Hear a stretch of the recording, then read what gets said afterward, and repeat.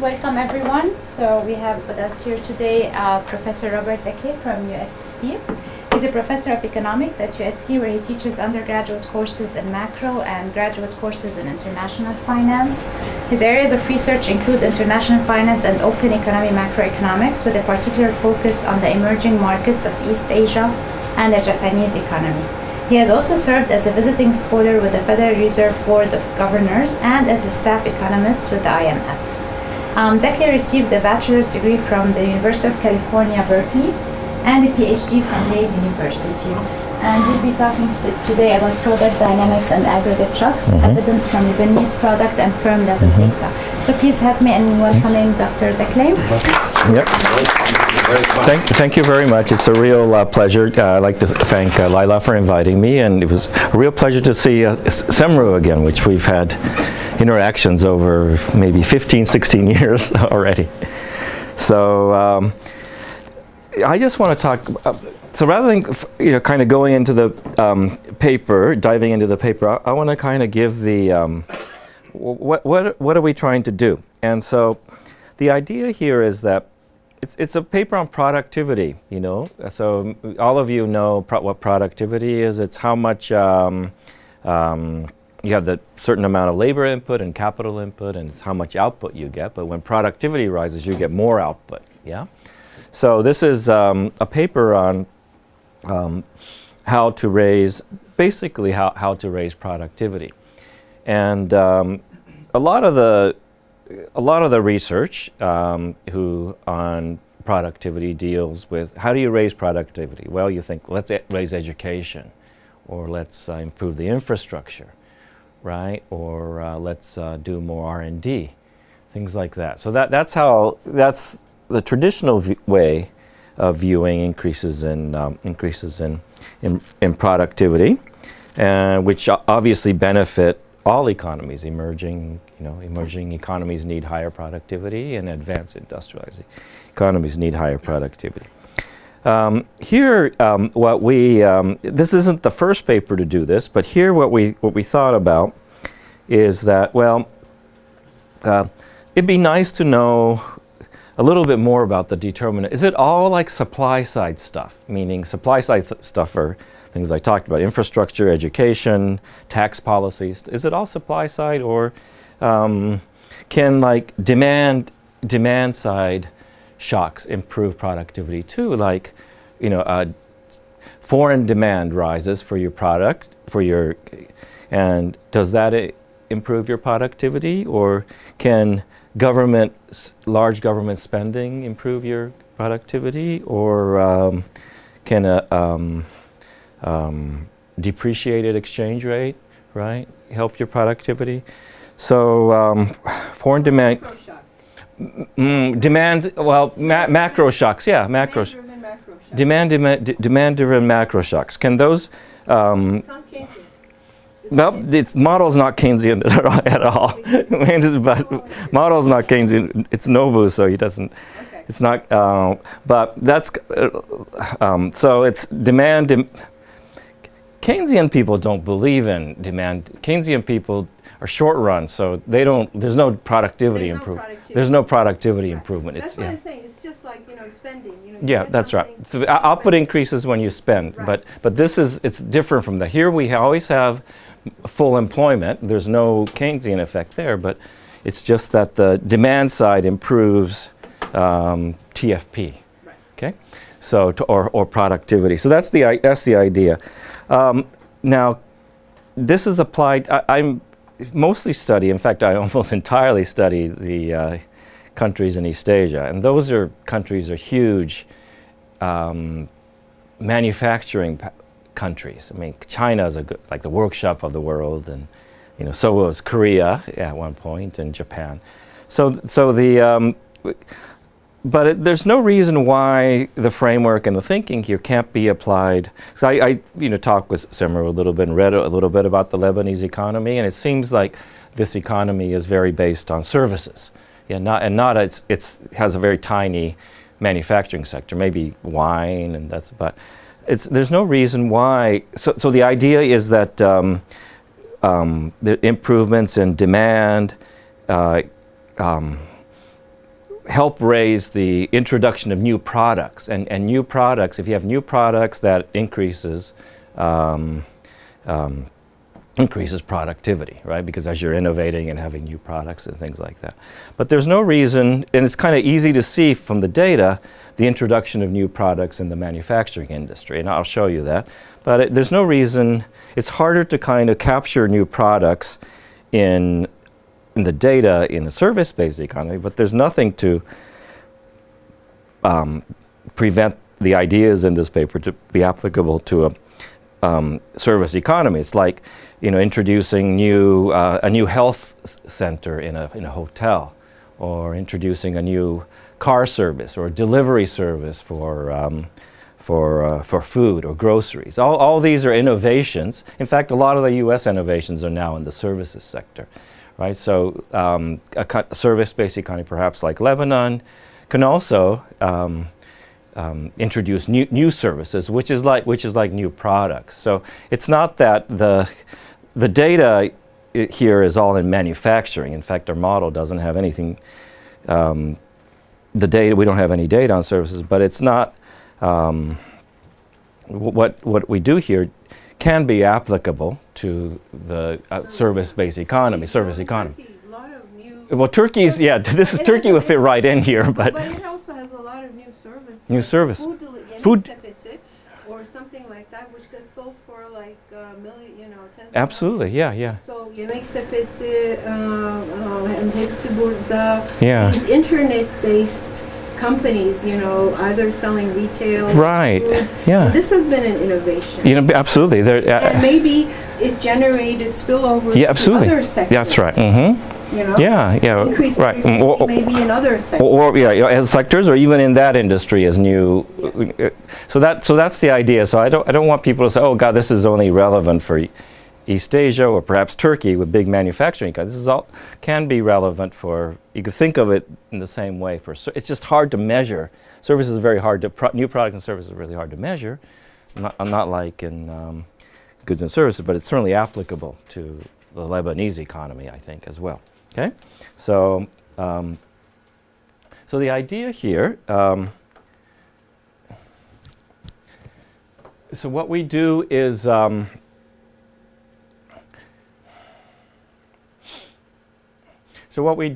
So traditionally, productivity growth, this is more of a economic sort of what macro economists have done, but traditionally these ideas of productivity growth were studied in a more long run context, like 15, 20, 30 years. In fact, the Nobel Prize winner this year, and one of the two Nobel Prize winners, Paul Romer, right, did his important work to show that you can have these long run kind of continuous long run productivity improvements over long periods of time. But here we're more sort of interested in improvements in productivity at shorter frequencies, maybe 1 or 2 years. Can you right? So at what's called the business cycle frequency, rather than the very long run frequency. But in Romer's model, what is getting that productivity increase over time? Isn't it education? Like innovation. Like, yeah, so you have increasing returns to scale. So once the size of the economy gets larger, your average costs get lower, and it kind of keeps on improving that way as you're innovating. So that's his model, but ours is kind of more at the business cycle frequency. Is there still room in Japan for innovation? Is there room still in Japan for Today, this is, no, at the end we're going to talk about, yes, there's of course room, but it comes from very different areas than it used to. So that we'll talk about that at the end, yeah?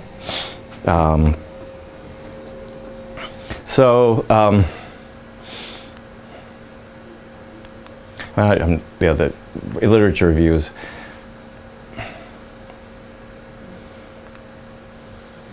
So what we, so these are examples of demand-induced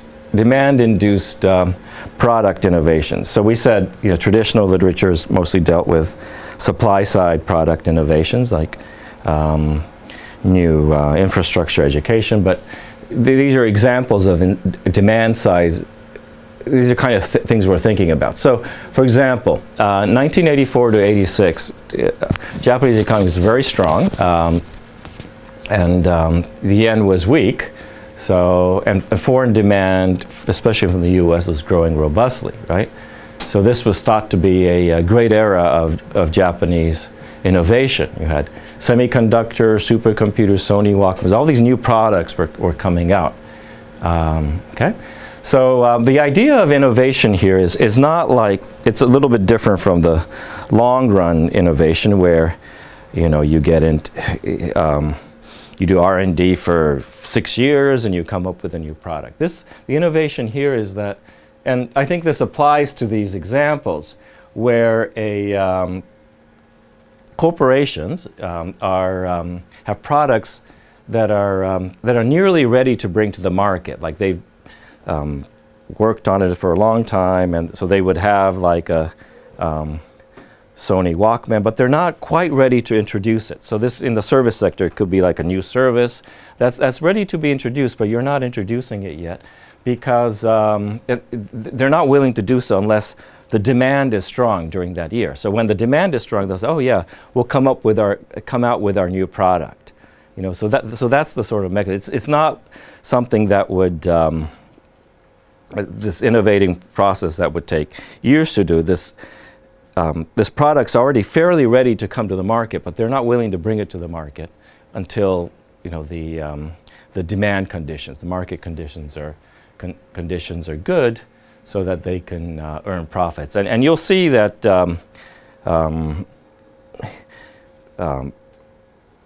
when I show the picture or the chart, that these new products that are being introduced are not absolutely brand new, but they're kind of variations on existing products. So it doesn't take that long to bring these new products out to market. Okay? Aren't new products extremely rare? I mean, true innovation. Yeah, so that's right. They're very lumpy, right? Yeah. Mm-hmm. So it's mostly improvements. That's right. When So we say new products, yeah. Anyway, we're talking about improvements on Existing products. That's right. So but we'll see that. Is there a paper about this lumpy innovation? There must be like Aggregate. Yeah, there must have been. Yeah, in the 90s. Yeah. Yeah, 90s. Yeah. People were studying. Yeah. Or a history of thought or something. Mm-hmm. Economic history. Mm-hmm. Yeah. New railroads and. Computer. When was the computer made? Railroads. Railroads. Yeah. Computer. Yeah. Those are major, and we're not talking about that here. These are what I'm saying is, yeah. True innovations are rare. So Rare. It's just adding to your story. Yeah. Sure. These are. That most innovations are refinements of refinements of existing and even ones. maybe if you think about research, it's like that too. Mm-hmm. That's right. So research is a good example in that you know, you have 5 kind of papers lying around, and then they spin off additional papers as you get ideas of working on these 5 papers. Things like that. It's rather than coming up with a great, like Keynesian economics or something from the blue, it's kind of working on some papers and then spinning off additional papers from the existing papers. So we're talking about those kind of innovations, not major, brand new ones. Okay, so what we do here is not entirely new. There's a, for example, Schmuckler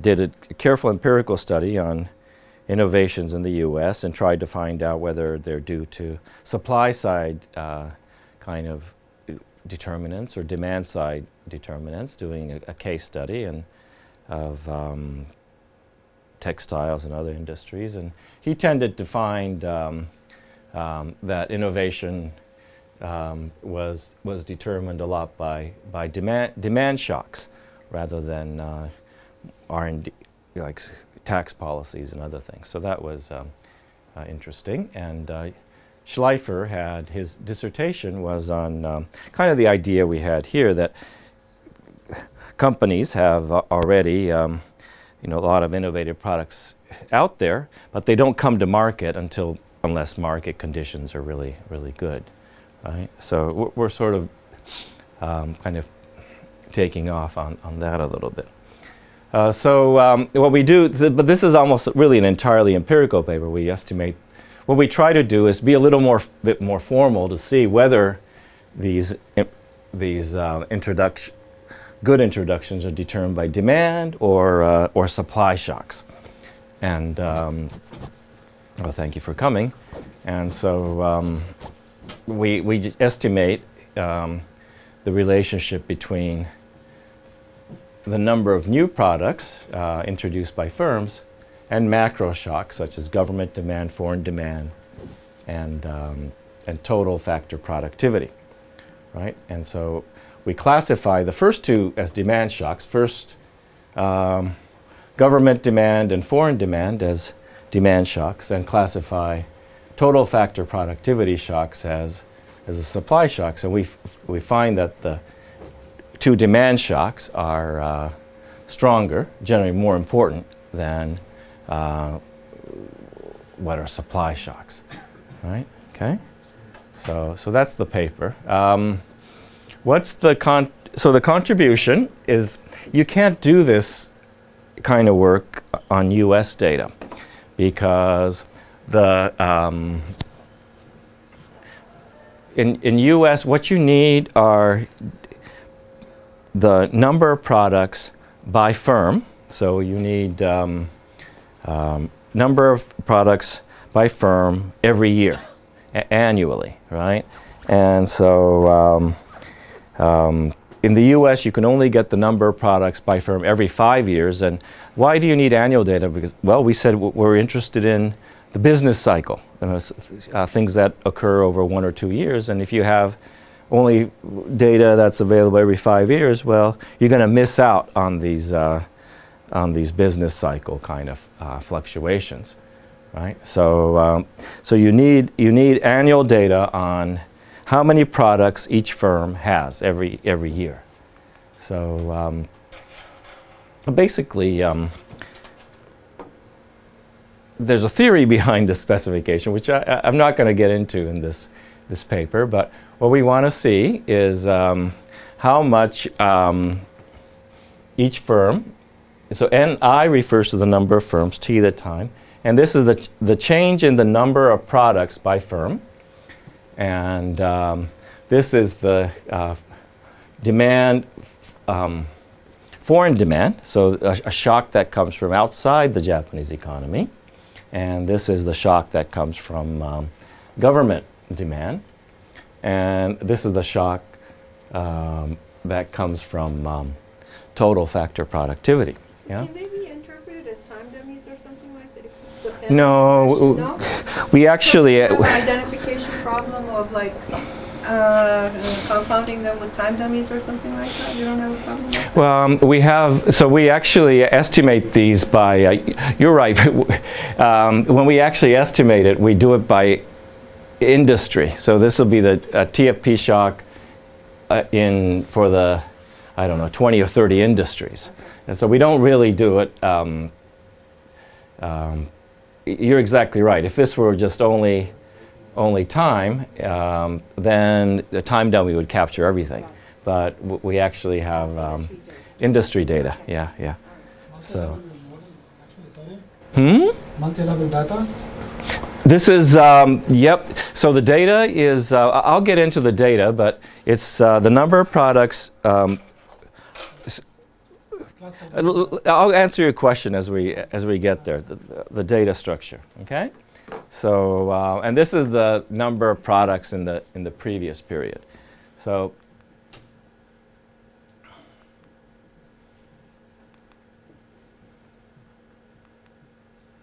yeah. Okay. So let's get just to get to your question. So again, you can't do this in the U.S.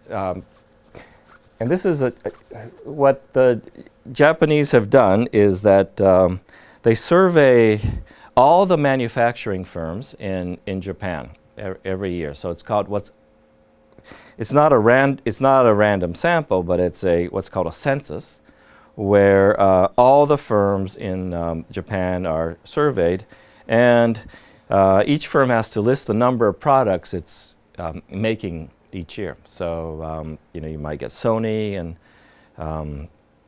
Sony would come up with, I'll show you the categories, but at the 6-digit level, what kind of products it's making, maybe eight different categories of products, and then you go into Toyota, and they'd have sort of similar things, and you get that annually, and you have other kind of information on each company, right? That's and includes, what's nice about the census is that if you're doing macro and you want data, you just don't want listed companies, because listed companies only cover a smaller fraction of the economy, right? So you want to try to capture the entire economy, and to do that, you want to get a census. So all the firms with over 5 employees are surveyed in this census. Yeah. And they do it every year. They do that every year. Wow. Yeah. HS4 data you mean for the product? HS4 and HS6 products. Those are the 4-digit. You mean HS4 or HS6? Not for exports. I'll show you the categories. There's 6. They're industry classifications. So we have a little table there. Okay.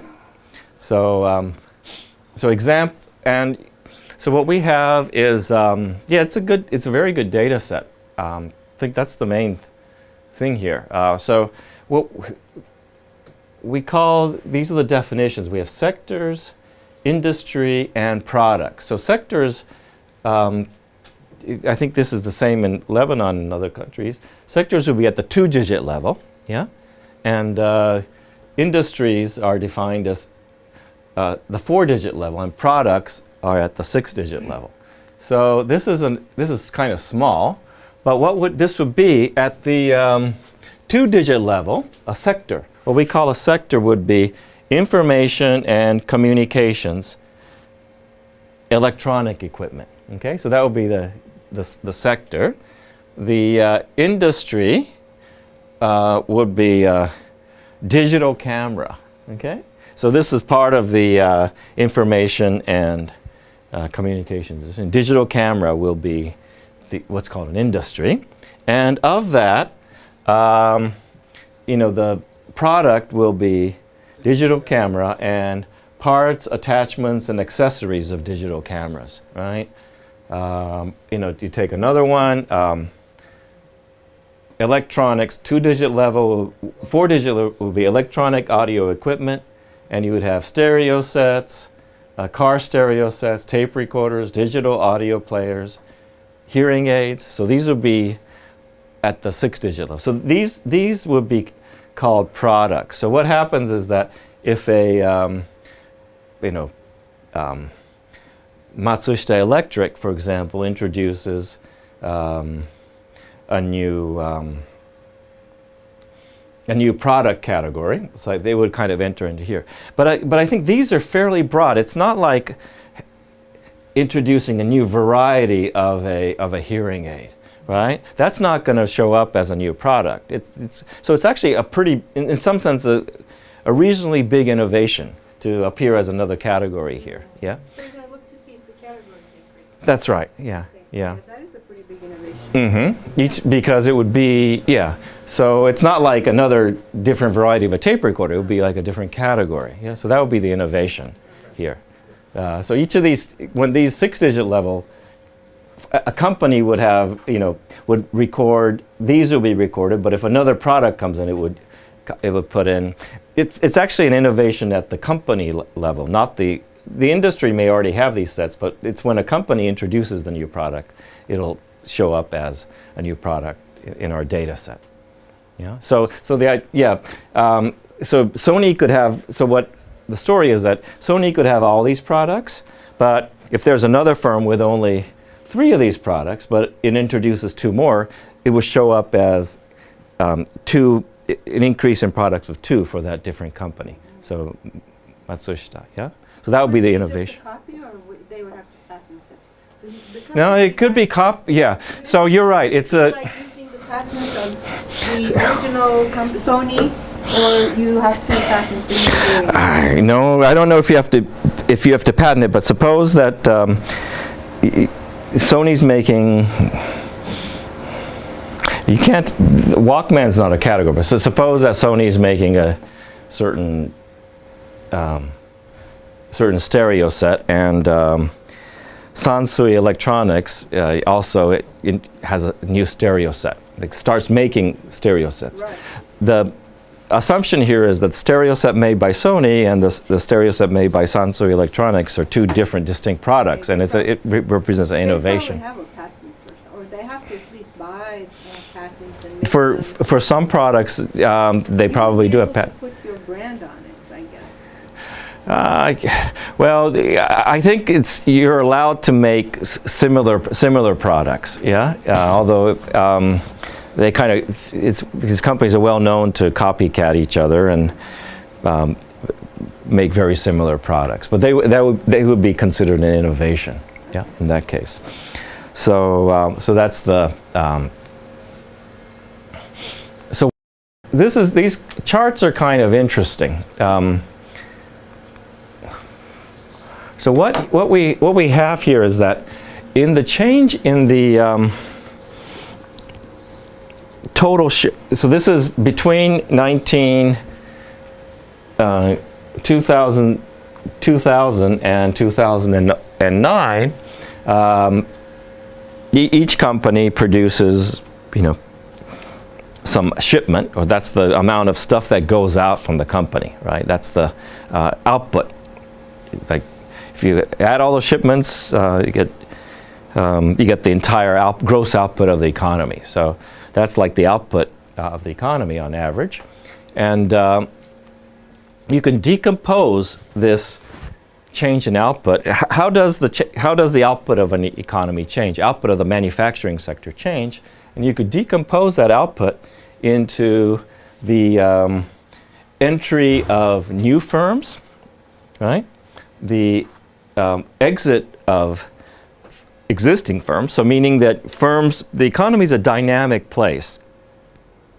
This is true in Lebanon, right? New companies enter, and old companies fail all the time, right? So an entry is when the new company is entering, and an exit is when an old company is exiting. And so you can decompose the entire change in the in the quantity of shipments into the entry of new companies, the exit of new companies, also the addition of products by existing companies, and the dropping of products of existing companies, right? So, and then the increase in the amount of quantity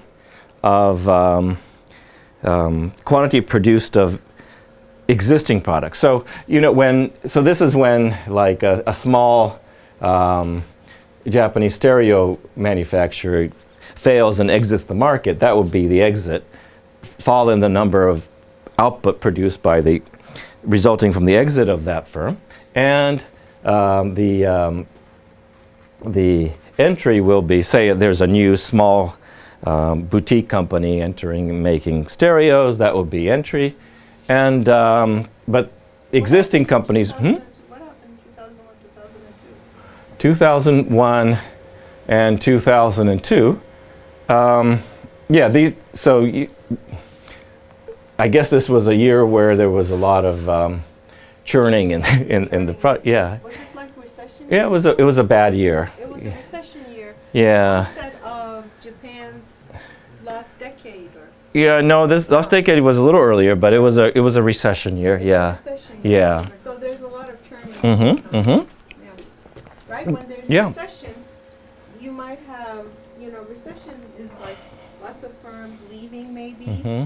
some firms contracting, but then some firms might find it, be able to commit Mm-hmm, as well. mm-hmm.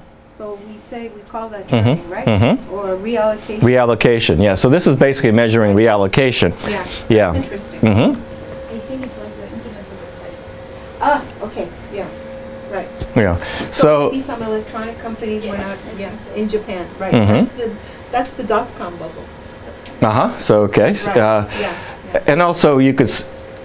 So those are the things with the entry of firms, exit of firms, firms adding products, firm dropping products, and also the firms increasing the existing product, output of the existing product. So if you're making, car stereos, that's the total quantity of car stereos that you're shipping could be increasing or it could be decreasing. So the total output can be divided into those, total change in output can be divided into those categories. It's interesting to look at it this way. Yeah. Not because in business cycles we just look at like the drop in output or something. Yeah, but this Really is see this the churning.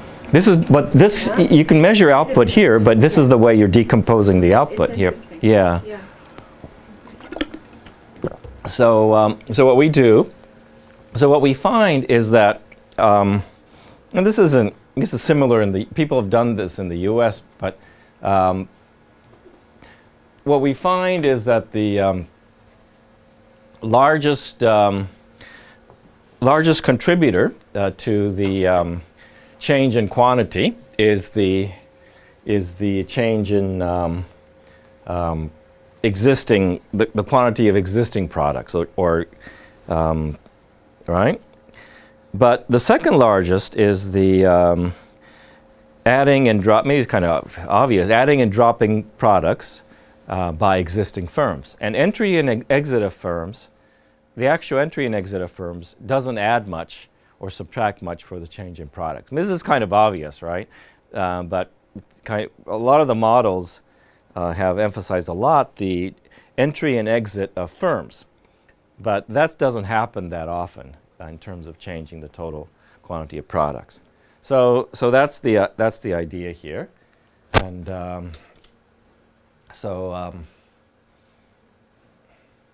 okay, and that another thing is that the gross changes in products is much larger than the net change in products. So the net change in products is the difference between the number of products added and the number of products that are dropped. But each company at every point in time is both adding products and dropping products at the same time.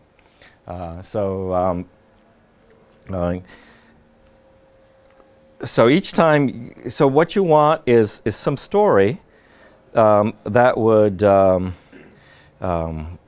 explain the fact that this gross change is very big. That why would a company be adding and dropping products at the same time? Okay, so another thing we do is that we compare data on exporters and non-exporters, right? And one of the things that we find is so these companies, exporters are, you can we don't have data on exported products or imported products, but we do have data on whether a company is an exporter or importer. And so we find that exporters add products much more vigorously than non-exporters. So what you see in this graph is average change in the number of products, but this green line is average number of products exports left scale. The average number of products of exporters is much larger than the number of products of in the entire average number of products in the entire economy. So what this says, so a typical exporter in 2007 had about two products that they were exporting, whereas a typical firm in Japan had about 1.7 products. So exporters typically have more products than non-exporters, right? And the number of and exporters are more vigorous. Every year they add products and drop products at a much higher rate than non-exporters. Okay, so these are that's another fact of this, right? So key features we need to explain is simultaneous adding and dropping of products in both booms and recessions. So why would you drop products in a boom, right? So the surprise is that if the economy is really strong, why would you be dropping products, right? So you want to explain the simultaneous adding and dropping of products in both booms and recessions. Another thing is, why do exporters add and drop products more vigorously than non-exporters? So I'm going to skip over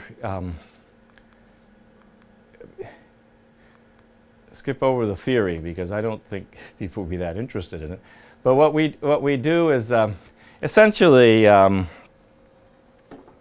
the model kind of works like this. The model where these equations are derived work like this, in that, in each period there's a company will have kind of new products that they can develop, right? But sometimes these products don't develop very well, and they sort of fail, right? So every year you have products that are coming in, and your innovation is successful, your innovation process is successful, and products come into the market. But in other years, these products are not successful, so they drop out of the market. So every year you're going to have these products entering in the market and products dropping out of the market, because simply the innovation process is very risky. And that's the idea. But on top of that, you have these macro shocks hitting the economy. And when a macro shocks hits the economy, then new firms would enter the economy, or existing firms would start new product lines, because that would mean that profits for these new products would increase or change, right? So the introduction of new products is, or leaving the market, depends on macroeconomic shocks that raise or lower the productivity of the new product, right? So that's one thing. And another thing that's affecting the introduction of new products, regardless of the business cycle, is this kind of natural process of innovation, where you have lucky draws, and your product is very favorable, so you bring it to the market, or the product just fails because it's not a good product. So you have these two things going on at the same time, and that gives you this pattern of, even on average, you have new products coming in or old products going away, and also the entire, or when you have business cycle shocks, favorable shocks, overall the number of new products goes up, and unfavorable business cycle shocks, the overall your rate of new products goes down in that case. So it's these two things going on simultaneously that gives you the pattern of, even in times of a boom, you have companies adding products and companies dropping products. Okay, so that's the basic idea. To explain that, one thing that that's kind of going on a little bit here is that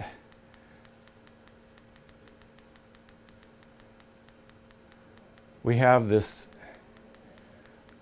So that explains the change in the number, how these macroeconomic shocks affect the change in the number of products by firm. The only other thing we need to explain is why the existing number of products, right, affect the change in the number of products. And so in our story, if you have a lot of, if you have 6 products, right, introducing the 7th product will be easier because you already have this kind of existing stock of products where you can introduce new products. But the It's like research. it's like research, yeah. So it's like if you have 5 papers, you know, you could introduce new products. but the rate is This one is hard. yeah. This one is hard. Yeah, so that Right, Sarah? Huh? like, but the rate of change is decreasing. So if you have 10 existing papers, the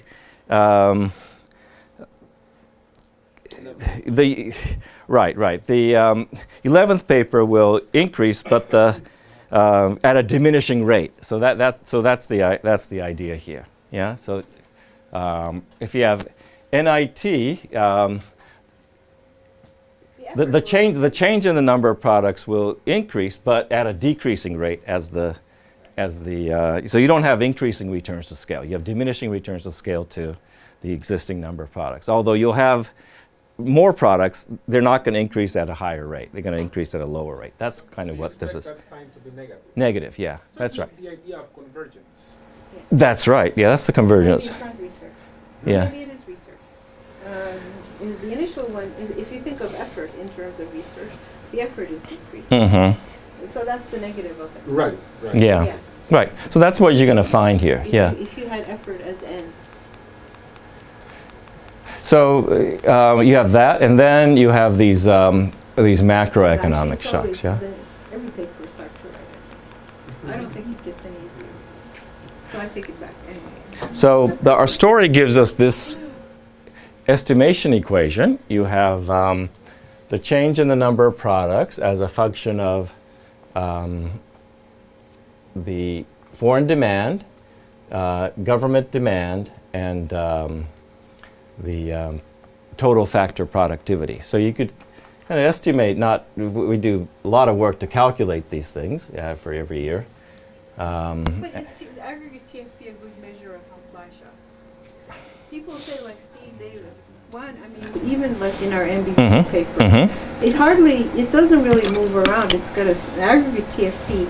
Now, sectoral or industry. Yeah, this is industry. I'm sorry, industry aggregate. Yeah. So you have some cross. TFP does move around. Yeah. So we have industry. Yeah, we have industry. Because, if you were using aggregate TFP, Yeah. it's almost uninformative about anything. Yeah. And certainly not about the business side or anything like that. Yeah. No. We use industry level, industry time Okay, TFP. I forgot about that. Yeah. Okay. Okay. So.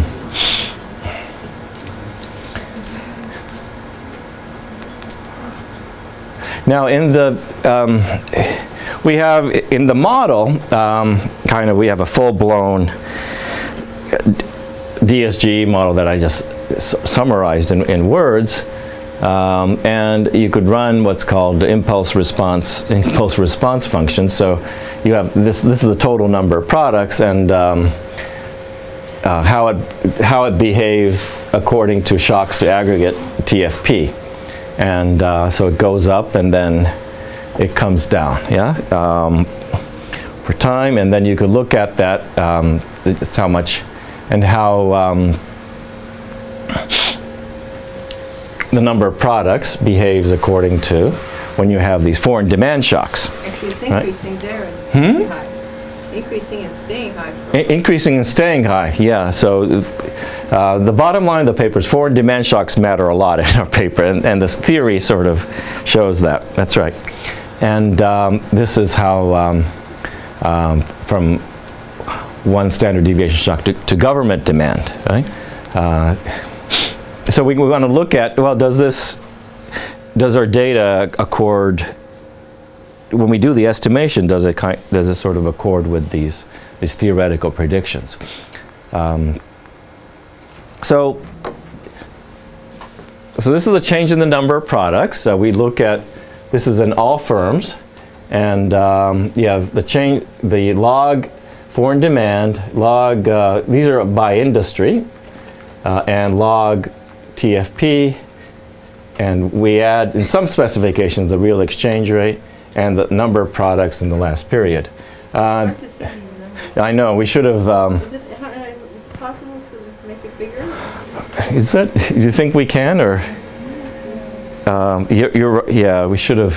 On the PDF, can't you make it bigger? No, I don't think so. No? What's important is that they're all significant. Oh. And the coefficient matters as well, but you're right. Yeah, in empirical work of this kind, yeah, the coefficient matters, but it's mainly the significance of the numbers.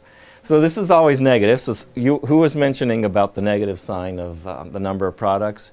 Yeah, it's diminishing returns to scale. So that holds. Government demand is important. This TFP comes in as a negative, it has the wrong sign, and so the largest coefficient is foreign demand in terms of the changing the number of products. Yeah, so and so government spending and foreign demand have the most positive effects on the number of new products. Foreign demand it has the largest So effect. what does that mean? So Chinese young people start demanding, I don't know, what can they demand? So these are business cycle shocks, yeah? I mean, so It's not secular. it's not secular. So, All right. but the global economy is good in certain years, maybe like today, right? And then a country, Korea, that's the change of the number of products in Korea sharply goes up in that year, owing to this increase in foreign demand, and that increase is much larger than had Korea expanded its domestic economy through government spending or improved its productivity. So, or with better education or what have you. That's what this is saying.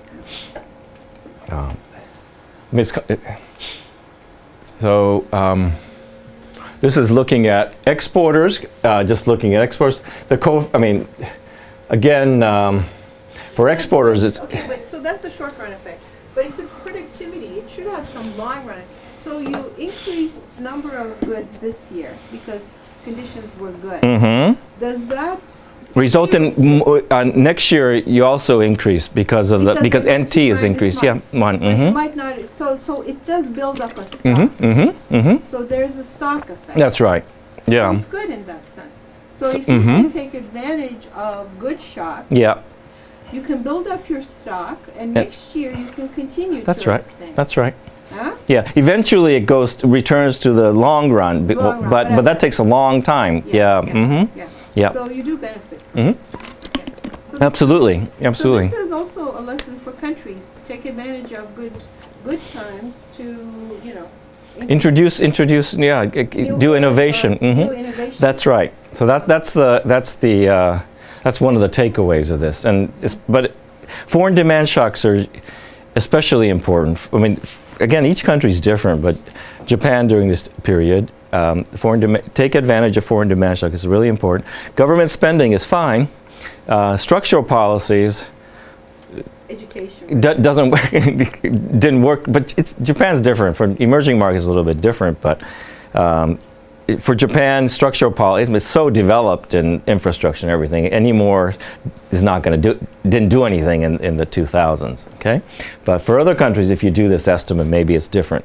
The TFP supply side policies may matter a lot for new products. Professor, what about the RTFP, the relative TFP? We'll get to that in a minute. We haven't introduced this yet, but we're going to introduce that variable. Yeah. So now it doesn't. Instead of the change in the number of products, this is what's called the Davis-Halterwenger measure of the change in the number of products. But you get the same result for robustness. Okay, and for exporters, the same thing. So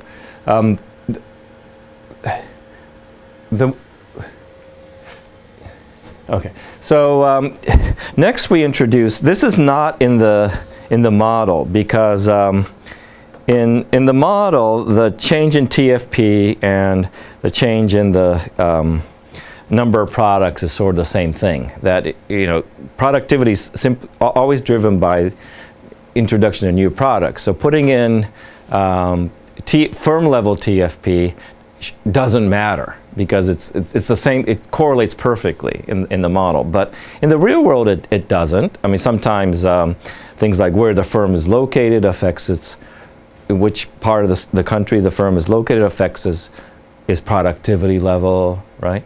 So you might want to put in what's called. So we ended up. This is kind of interesting empirical. We ended up calculating TFP for each company for multi-product firms, and there's our co-authors did this, but there's a way to do that of calculating total factor productivity for multi-product firms, and we use that we use that methodology to calculate firm level TFP. When we did that, the first thing was that firm level TFP was not significant. So what our co-authors did was put in firm level TFP and the squared firm level TFP and they were arguing, and our point was that TFP doesn't affect the introduction of new products in a linear way, but it affects it in a more quadratic way, right? So you had to, the relationship changes depending on the level of firm level TFP. So we find that, so we introduce TFP, firm level TFP, relative TFP plus TFP squared, right? A, and B, yeah? And so to look at how this term affects the introduction of new products, not in a linear way, but in a quadratic way. And we find that from the pattern of coefficients that the guys doing the most, only firms with very high TFP levels really find that they can, that affects their new product innovation. Kind of low TFP firms, it doesn't seem to matter very much whether they can introduce. So that's an interesting finding. So but supply side does matter. At the firm, aggregate TFP or industry level TFP doesn't matter, but firm level TFP does. So so these are not like policies that countries can do, Right. but Firms can do. Yeah, okay, and things like that. Yeah, Or how they work. Or how they work, and yeah, management. management is something the model doesn't take into account. Like management matters. Yeah. TFP. Yeah. So management, that's right. So companies, very high level management can introduce new products, but low level doesn't matter. It's got to go over a certain point. Yeah, I guess that's what quadratic means. So yeah, so that's another takeaway. Management matters. Your management and in affecting introduction of new products. So. Okay, and we do this again. How to Wenger measure? You see the same patterns. So what we do next is at this until now we just include the levels of the shock variables like foreign demand and government demand. But now what we do is to better measure shocks. We just look at the residuals. So we measure all these, we run AR1 regressions for all these level variables and take the residual to better measure the shock component of these macro shocks. And we use the residual as as an explanatory variable, and the results are same as before. So just to summarize, you have foreign demand, really important, government demand, relatively important. Aggregate TFP doesn't give you the right sign, and you have the firm level TFP matters for firms with very high level productivity, right? So that's the, and we find the same pattern for the Davis and Haltewenger result. So what is the, what's the implication of our kind of empirical work for neoclassical growth? So, you know, I think our empirical results don't contradict this. So TFP is the measured, the TFP that you measure in the data is a combination of the existing number of products and this exogenous component of TFP that we include in this, include in our regressions, right? So what we do in our empirical work is to try to strip out, in trying to get ZT, we try to strip out this number of products component, or sort of by taking out, you know, we think this is related to things like software, the contribution of software to firm level productivity, and R&D to firm level productivity. But because of data limitations, we just take expenditures on software, and we subtract out the expenditures from software from measured TFP to get this exogenous component. Because otherwise, this measured TFP also includes this component that changes with this. This is endogenous. Our number of products actually change with these shocks. So, but the implication of that is that you know, when there's a, this is what Simmer was talking about. When there's a positive business cycle shock, the stock of products goes up, and that raises the aggregate TFP level, and so you have this kind of dependence on when a shock it's the effect on TFP kind of goes on for a long time as the number of products increases, right? And so and this is kind of a long time. It lasts. You could do. We show that these macro shocks last for 20 to 30 years, have long productivity effects. So you don't have to have an endogenous growth. Well, this no, that's so this is like. You may need an endogenous growth model, but this is almost mimicking some aspects of it. Absolutely. So that's what. But my co-author didn't want to push that too hard. Like Nobu didn't want to piss off all the endogenous growth people. Sure, of course. Yeah. So but actually, this is an endogenous growth effect. It is, yeah. So it looks like one. It looks like one. It may not be. That's right. You're talking Yeah. about, but it looks like. That's right. So it's what with a classical RBC model you can mimic endogenous growth, and so that was the. That's interesting. Yeah, that's actually pretty interesting. But you know, we so that's the kind of. Prescott should like it. I guess so. Right. Yeah. So, but rather than kind of these, you know, aside from the theoretical niceties, what this, for policy purposes, I think what this is saying is that if you have a macro shock and you take advantage of it, like a foreign demand shock, you can have long-run 20, 30 years long-run productivity improvements, which is a kind of a really big thing. So countries should, you know, try to take advantage of these macro. Yeah. Is introducing new products a good thing? Absolutely. But you know, given that aggregate TFP has a negative relationship with new products, this maybe means that if aggregate TFP increases, then you have less products. And this is because the industry is doing very well with its existing products. Yeah. It need to innovate or introduce new products.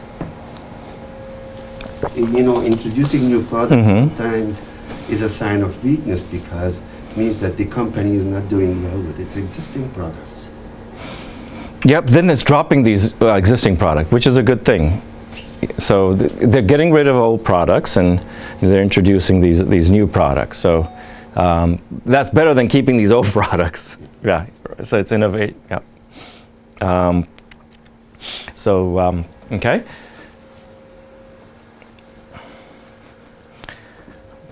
So that's the policy implication of this. So conclusion, what an increase in foreign demand has a big effect on increasing the number of products, and government demand is less important.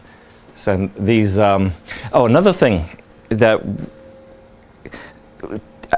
TFP doesn't, we have very bad effects for TFP in this paper. The empirical effects they go the opposite way, and one of the reasons is that I think coming back to this equation is that it's really hard to measure the kind of this. We need an exogenous component of TFP, but it's mixed in with this endogenous component. So we're not getting a really pure. To these, as you know, in regressions, the right-hand side variables have to be exogenous, right? They can't be endogenous or correlated with the error term or something. But our TFP measure is not really I mean, we just take away kind of software expenditures or R&D expenditure, but it's a very impure, bad measure of TFP, and that could be why we're getting this bad effect. So maybe structural policies matter, but we can't really, we can interpret it two ways. It's a bad measure of TFP, or structural measures don't matter. Yeah. I guess Prescott always says it's a bad measure. Yeah. If it doesn't work, that's what. He's using like R&D expenditures. Yeah, but yeah, that's what someone told me, that if it doesn't work, it's a bad measure. Okay, so anyway, you see, this is a paper that has Keynesian elements and neoclassical elements. So everyone's happy with this paper. So these demand effects, right, appear larger than the supply effects of a rise in exogenous TFP. So, and this increase in the number of products will have an effect on increasing Japanese aggregate TFP in the future, right? If it hasn't increased in Japan, with the increased number of products, they must be doing something really wrong. Yeah. So what we're in our conclusion, what we say, and my co-authors from Japan, I think, have a really good feel on it because they consult from. In the Japan is aging very rapidly, okay, and its domestic economy is shrinking because of its aging, and its population is shrinking, and working age So its domestic economy is, during this period and now, is not so important. So that's why things like government demand doesn't affect doesn't affect the number of products so much, but foreign demand does, and exchange rate depreciation does too. We didn't talk much about that, but exchange rate depreciation, real exchange rate depreciation, will help the introduction of the number of products. So one policy implication of this work is that the country needs to, continue to develop trade relations with Asia, China, and other countries, because that's really important in introducing the number of products and productivity growth in Japan in the future.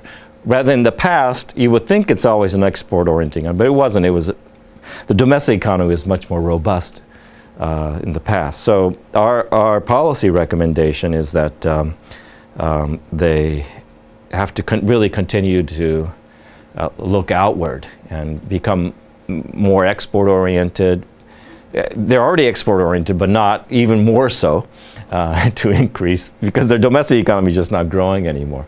So that's our policy recommendation. But in terms of, and it's the same in other Asian countries, although China can't do it so much. It's too big to really export anymore. But certainly for, I don't know, just talking to you about Lebanon. Lebanon is very... Lebanon should increase its external relations. Absolutely. So too domestic oriented, as you were saying. Yeah. They're, right, I was talking to you. What was your name? Kim. So we were talking a little bit, and you were saying, oh, you know, Lebanon has all these problems, but it seems like Forget the internal problems. Yeah, they look out. They should.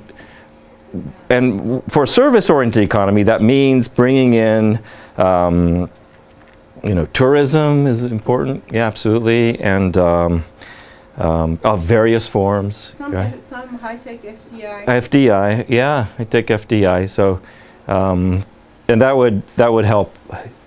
Like, these are not brand new prescriptions. Becoming an export-oriented economy is, I think everyone wants to do that, right? For the last 60 years in development, says you should be an export-oriented economy, but yeah.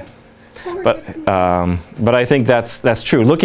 Who was saying Lebanon was looking more inward? Some people were saying last couple of years, it's rather than looking outward, it's become more inward. That's not a good thing for product of growth at all. Yeah. So that's another. Certainly, you were saying that Well, I think Lebanon was becoming more internally. I think even this has become very. Even our econ department, I think the whole thing should just focus out. Like even AUB has become very insular, insulated, and it was not created like that. And its solution to its problems are just forming lots of external ties. Okay, so that's the conclusion of this paper, I guess. Yeah, go ahead. Yeah, no, that's my recommendation. Yeah. Actually, we wanted all that to happen to Lebanon, but because the political situation, it doesn't happen in Lebanon. Like for instance, if you go to Israel, just a couple of months, Intel invested like 11 billion, but Sure Intel would not come to Don't Lebanon. be negative. Microsoft would not come to Lebanon. They Came in will. small scale.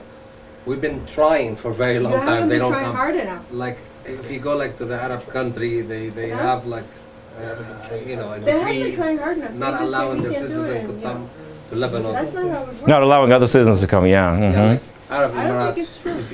If you come to Lebanon, they put you in jail. To who comes here?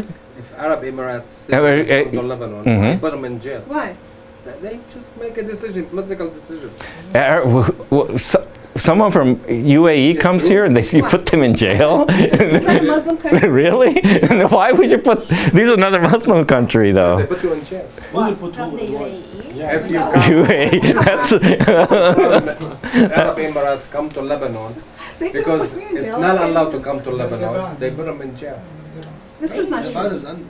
This is No, not no, true. no, Don't it's not take away from That's the true. message. Don't take away from the message. It's true. It's You're just قانون. trying to Yes, right now, rationalize. طلعنا قانون. Lebanon's Yes, future yes, forming yes. external ties. AUB more external ties. Saudi Econ just department. lifted the restriction for their citizens to come to No, Lebanon. it won't. Emirates, No, it won't. we were hoping No, it that won't. they You will just lift have a that negative restriction. opinion. They haven't done that. Why do they have that restriction? Because they have, it's a long story. It's a long- We'll talk later. It's the truth. Because of the war in Syria. Because of the war in Syria, because of Hezbollah, because of a lot of things. So it's more politics. But going back to your model, Mhm. so Nissan putting the CEO, the Lebanese CEO in jail was not a good idea. It's a law. That's what happened. I say also. Oh, the Lebanese CEO. Absolutely. That's very bad for Japan. Very Yeah. bad. Very How bad. did it affect using Nissan. the policy Yeah. implications Yeah. of the model? Yeah. That has destroyed or affected negatively the demand for Nissan worldwide. Absolutely. And that's bad. That's very bad. Yeah. Mm-hmm. That's right. You Yeah. mean a foreign CEO had Yeah. a bad effect? Now, What? putting Gosling in jail has affected the demand for Nissan. Yeah, and then it's hurting. Mm-hmm. Yeah. So we Japan- can expect Nissan not Yeah. to innovate. And That's right. Yeah. No, that's another reason why I think Japan's problem is this. It's a socialist. I mean, we were talking about it's a socialist economy. It's introverted. Introverted. It's an island. It's an island. Yeah. It's very insulated. Insular. Become that. It's not maybe introverted, but it's Yeah. So that's kind of why we're recommending this. That it's got to be more externally oriented. like yeah. they won't They bring open in- it up now. They won't bring in immigrants. They don't. They are changing yeah. their A mind now. little bit, but, Slowly, I They mean, yeah. decided to take immigrant this Yeah. Yeah. But high skilled maybe, but they still don't. No, they Yeah. want labor.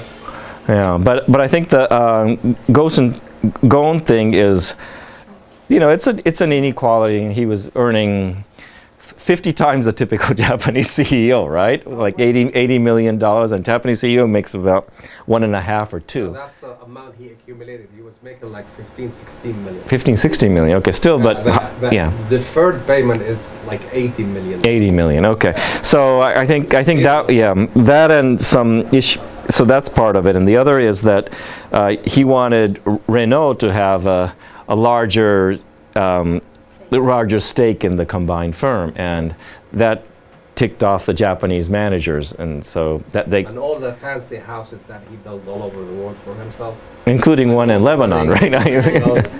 Yeah. Anyway, so But affected the demand for Nissan. it affected the demand for Nissan. So, but yeah, but he's a great manager. He's done a lot of things for the company. And yeah, go ahead. Start ask questions. Yeah, go ahead, please. Okay. Questions. Because you look at the Japanese model and the Chinese, because like a lot of the collapse in the Japanese economy happened after you mentioned and after the Plaza Accord, where they devaluated the value That's of right. the dollars, and the Japanese never really recovered from that. You're exactly right. That's right. Yeah. To this day, they have not really recovered. Do you think the Chinese are studying that period and they really Yeah. very careful of Yep. keeping their currency low? They can be Yep. competitive. No, your question is very insightful, because I'm asked this a lot, and by the Chinese people, and the Chinese people have really studied that period, and The last decade. well, the 80s. Yeah. They, as he's saying, they never really recover from the exchange rate 85, appreciation. Yeah, no, yeah. So there's two things that was going on: the strength of the Japanese yen, which hurt their export sector, and exports are so important, as we've seen in this paper. And the other is the difficulty in intellectual property, in accessing American intellectual property at a very low rate, and that kind of ended in the 79, 80. So those two things hurt TFP growth in Japan. The first thing hurt TFP growth in Japan. The second one hurt exports. And I think the Chinese are very aware of that. So they're very they don't want their currency to become too stronger, and also they don't want to agree to a lot of the restrictions on accessing U.S. intellectual property when there's FDI. That's a really important for them. It's very important in getting technology transfers, and so they're not agreeing to not push U.S. firms to share their technology when they invest. They don't want to do that. It's big enough. What? It's a big enough economy so that They're actually forcing these American companies to disclose some of the. That's right, but they- yeah. When they open. That's right. In China, and they cannot say anything because they lose. No, so Chinese. That's what Trump is Yeah. fighting for. Right. That's what but the Chinese don't want to give up that, because they know if they do, then they're not going to grow as I fast. didn't realize this was the problem with Japan too. Yeah. Yeah, well, that was a big problem in Japan in the 80s. 40 years later, written by Harvard. I said read that. Japan was but Japan had this exactly the same issue with intellectual property in the U.S. I Yeah, didn't know that. yeah. So. But isn't the second question is the technology is really evolving. Mm-hmm. Technology that we can like eliminate a lot of product because it's regrouping. Mm-hmm. If you take that phone, it's not really a phone. Mm-hmm. This could be like 10, 15 item in that phone. So Mm-hmm. with the artificial intelligence that's Mhm. coming with China 2025. So what's gonna happen? Of course, productivity gonna go like up the roof, but product is gonna go down, and so is labor. Yeah.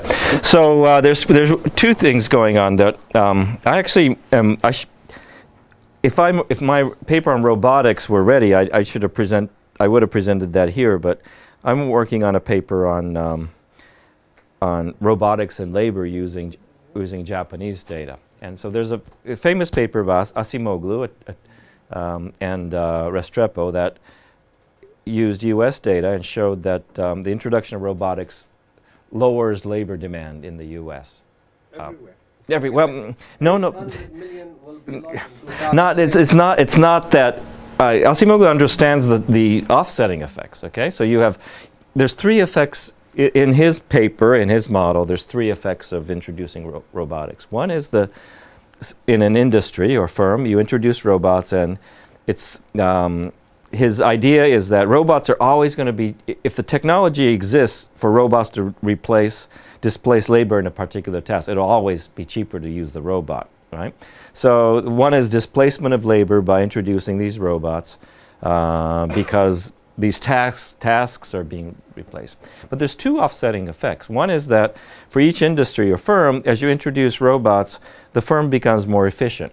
And so it could kind of hire more workers in other tasks, right? The cafeteria or management or what have you. That's one effect. And the second effect is that as these companies, let me finish, kick out these workers, wages decrease in other sectors, or the entire economy, and they could hire the other sectors, like say automobiles improves in efficiency, and people get kicked out of the automobile industry, they can go to services or hotels, because hotels would hire them because they'll be cheaper. And the size of the hotel industry would expand, and the demand for automobiles would expand because these other sectors expand. And so there's two offsetting effects. And he shows that these offsetting effects of robots, the negative effect is larger, but I've kind of in much better Japanese robotics data, I show that the offsetting effects are larger, so robots actually raise the demand for labor in these each industries, right? So you can't, I think he realizes, and robots have offsetting effects. They increase the efficiency of the economy and raises labor demand, and that could offset these negative effects of robots. Right, so we don't know, but that's how tech. No, but look at the. We're not gonna You can't. we can't this. Yeah. Okay. Yeah. Yeah. I mean, anyway, it's a good. You can't resolve that issue here. You're right. Thank you. Yeah.